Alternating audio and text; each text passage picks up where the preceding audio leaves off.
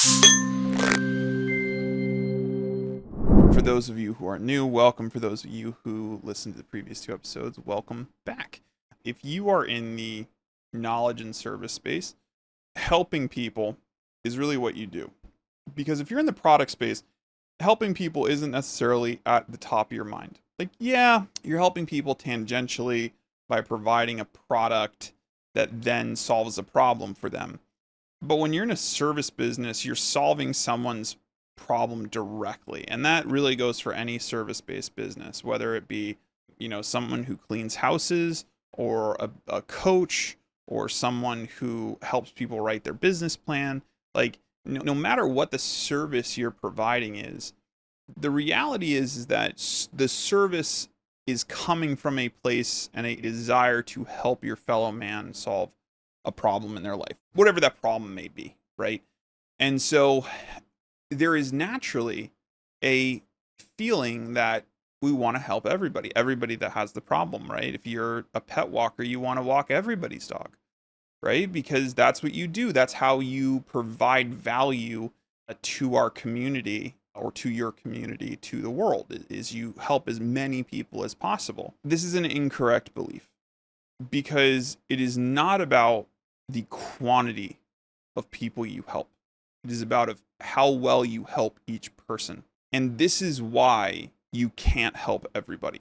And I know this is a bitter pill to swallow because this is something that in the knowledge and service space we cling to as, well, why wouldn't I want to help everybody? That's how I would grow my business. And the truth is, no, you don't grow by helping more people.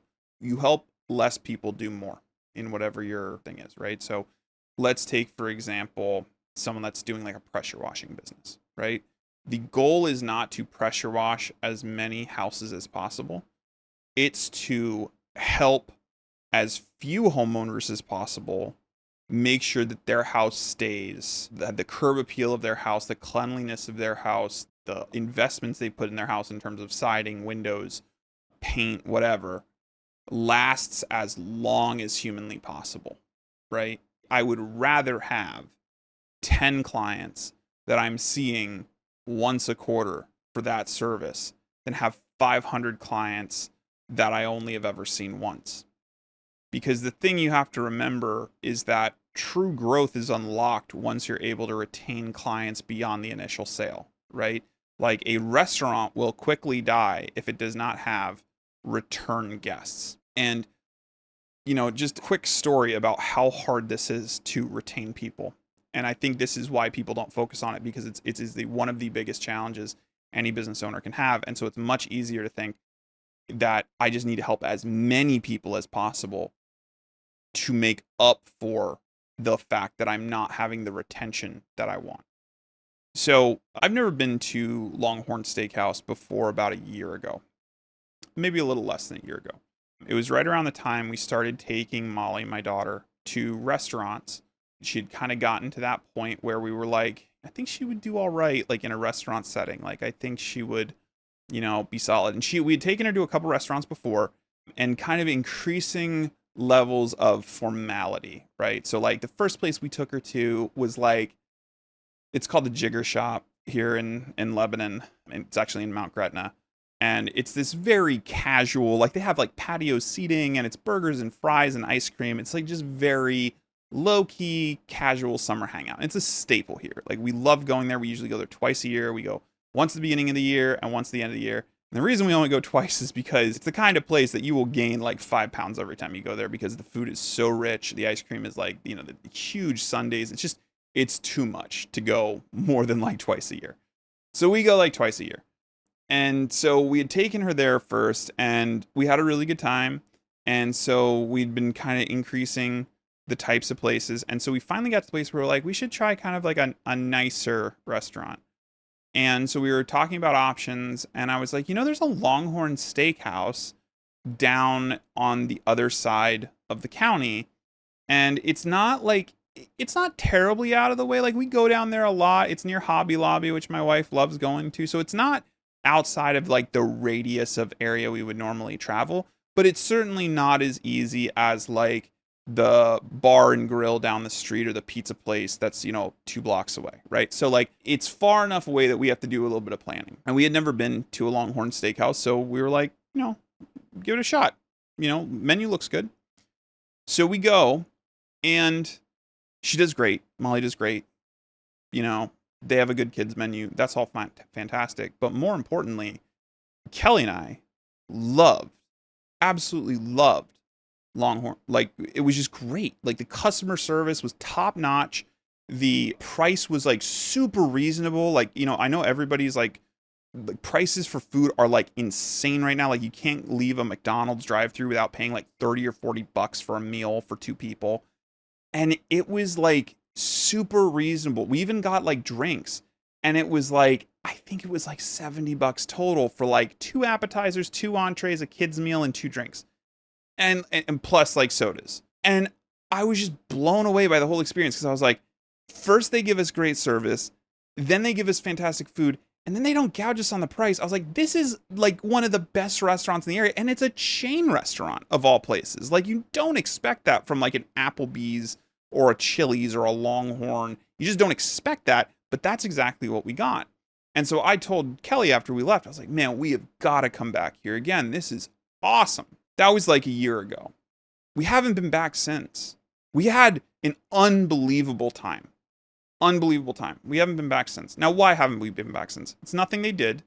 They didn't change the menu. We didn't suddenly get bad service when we got Carside or anything crazy like that. No, it's just not really top of mind. It's not terribly close. When we think about options to eat, between us and them, there's a bunch of options. So for us to, first make the sacrifice of saying, okay, we're going out to eat, and pack her in the car and drive out there after work and wait to get a table if there's a wait. But like all of that stuff, we just don't do it. And that is a huge detriment to a business like that, because that means that they can give a great customer service experience and still not have the retention of the customer. And I know what you're thinking. You're saying, well, listen, that just goes to prove that I should not focus on retention, because retention's a crapshoot. You can give a great experience, and it doesn't mean that they're ever going to come back. I just need to help more people. But the problem with that is that eventually we will go back to Longhorn. Eventually they will make more money on us. It may not be multiple times a year, but it may be once a year. And once a year we may drop $100 there on a really nice meal out, and that might become a tradition that lasts for years and years and years to come. Now, that's one family. They probably serve hundreds of families. If one family is spending, let's call it, $100 a year, yeah, that's a drop in the bucket. But imagine if 10 families do that. Well, now that's $1,000 a year. Imagine if they have 100 families that do that. Now that's $10,000 a year. So the way to think about retention is not in the short term of like, well, you didn't go back. You had this great experience and you didn't go back. It's that if you give them a good experience, you're giving them a reason to come back. And that's the important part. Because when you try to just help everybody, when you just try to play the quantity game, what ends up happening is your quality of service goes down, because you're not as focused on who your core audience is. One of the things that I think Longhorn did that was really clever was they made it they took this kind of combination of like a very nice fine dining restaurant where you can get really good food, but also made it family friendly. Like, they were okay. We have this like high chair that like sits on the table. Like, some restaurants can get kind of weird about it, but like at the time she was tiny enough where like we just like put her in that, and she would like really like it, and she could get like a good view of the whole restaurant. And like people came up to her and were like, "Oh my God, she's so cute." And they made it a very welcome atmosphere, even though it was not a, bar and grill type pub casual atmosphere. There were people there that were wearing, business casual clothes. There were people there that looked like they had just come from church. Like, there were people there that were definitely there for a fine dining experience, but they were able to blend those two things and make it into a unique experience that spoke to families, because they know that It's not about how many individuals they bring in. It's about how many families, because a family check is going to be $100, whereas an individual's check might only be, $50 or $60, right? And so they're looking at, how can we serve families the best? How can we serve people with kids the best while still giving them the feeling of having a nice night out, where it's not hokey, it's not Applebee's, it's not TGI Fridays or Red Robin, where there's, tchotchkes on the wall and it's like super casual and distracting. How can we give them a nice time out where it feels like a nice dinner, but still make it approachable for their kids? And they nailed it.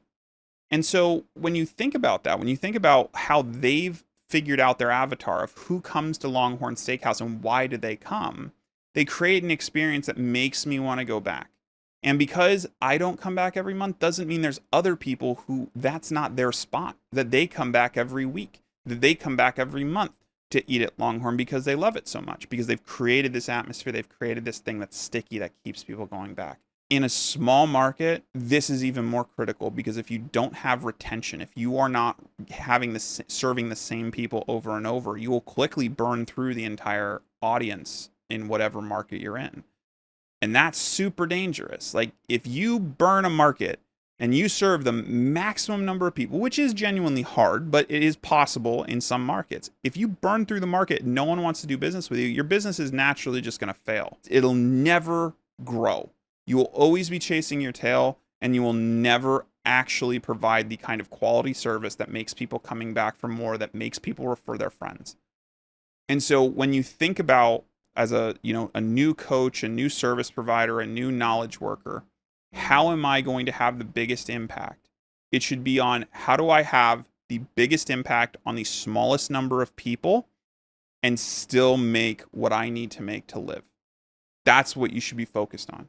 Because when you figure that out, when you figure out, okay, I know that, let's just take coaching for an example, right? I know that I can serve in a group coaching format with how much time I want to put towards it, 60 people. And I know my coaching program ranges between 99 and 199. So if I just cut that in half and I just say 150, right, in the middle, how much money am I going to make per month on a $150 purchase for 60 people, right? That's assuming half for 99, half for 199. And then I look at what that number is and I say, okay, does that number make sense for the time I have to invest? What is my hourly breakdown? The time I have to invest in running this coaching program, what am I getting paid per hour? And if I'm getting paid what I need to make to live or more, then it's a good program and I should keep running it. If it's not, it doesn't mean that I need to add people to the program, because what that's going to do is it's going to drop the quality of service. And then more people are going to leave. You're going to have more churn. Because you have all these retention issues, you need to constantly recruit more and more people, which is then going to take more and more of your time unpaid, because sales are unpaid. Sales, the cost you put into sales calls is part of the acquisition cost. No one ever factors that in. And that's a huge mistake. If you are spending an hour on the phone with a client, that is an hour of labor that you should be calculating as part of your cost per acquisition, because you would be doing it if you were paying a salesperson that rate, right? And there's a cost per lead, a cost per, meeting booked, a cost per actual acquisition, and you can break all those things down. And you can say, well, my cost per lead is only $10. Okay, well, that's great. But if your cost per acquisition, when you factor into your time, is $400 and you're selling a $99 a month program, that means you're not getting paid back until month 4.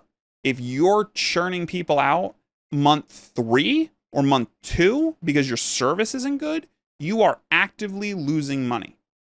You are actively losing money. Like, think about that, right?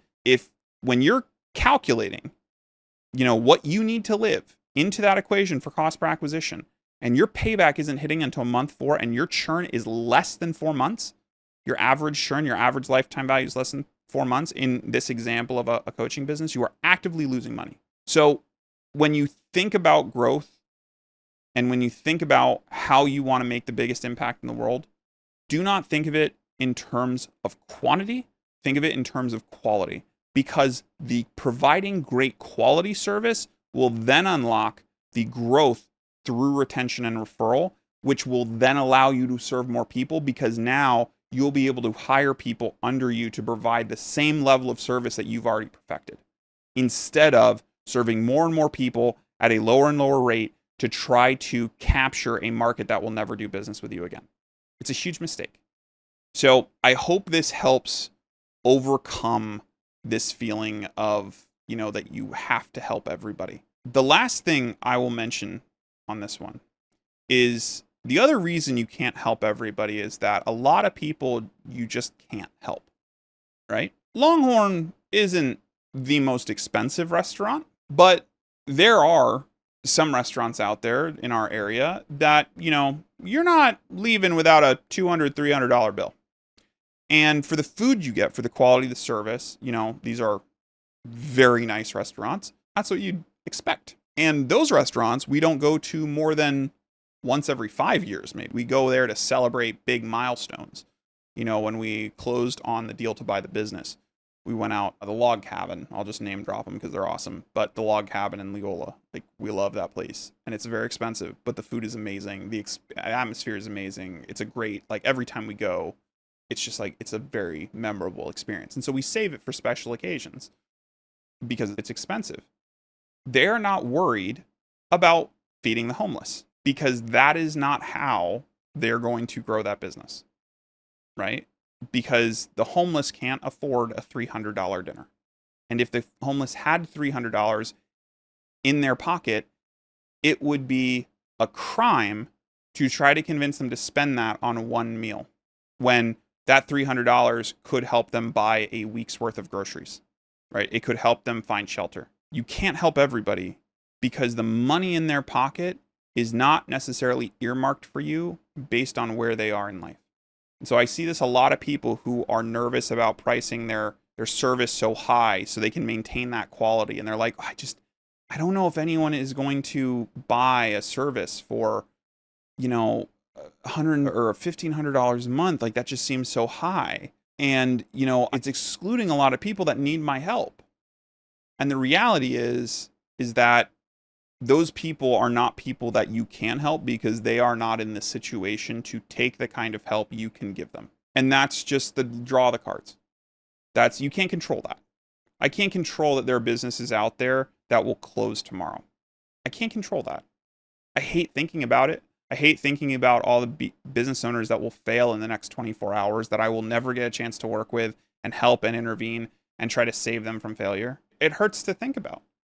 But I can't focus on them because I can't help everybody. And by focusing on people I can't help, I'm taking time away from the people I can help. And so I want you to keep that in mind. The game is quality, not quantity. Quality is what leads to growth. It's what leads to retention. It's what leads to referrals. What leads to less marketing costs and less cost per acquisition and less cost per lead. All of those things are because of quality.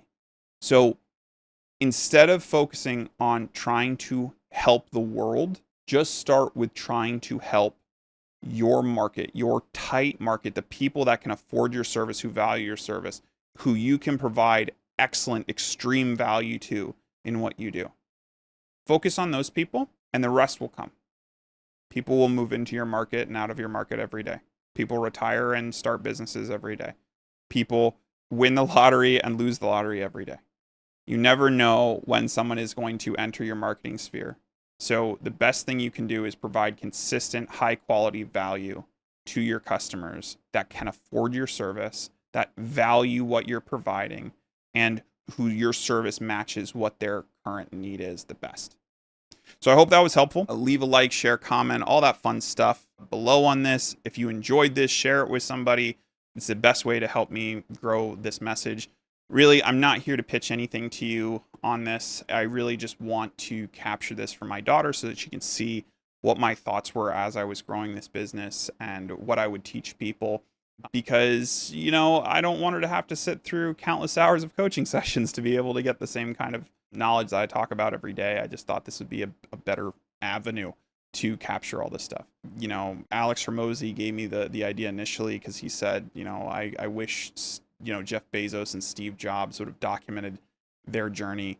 And that got me to thinking, I don't really care about them. I don't really care about hearing about their journey. But what I really would like to hear is my dad's journey in starting business. And I never got a chance to hear that. So this is my selfish way of recording something that my daughter can look at. And the more you can spread it, the more people, I hope this helps. But also, I just think it would be cool for her to look and be like, holy cow, like this message that my dad left me has like 1 million views. I think that would be pretty cool. So anyway, that's my selfish ask, is just if you can share this with someone you think it would help, I would appreciate it.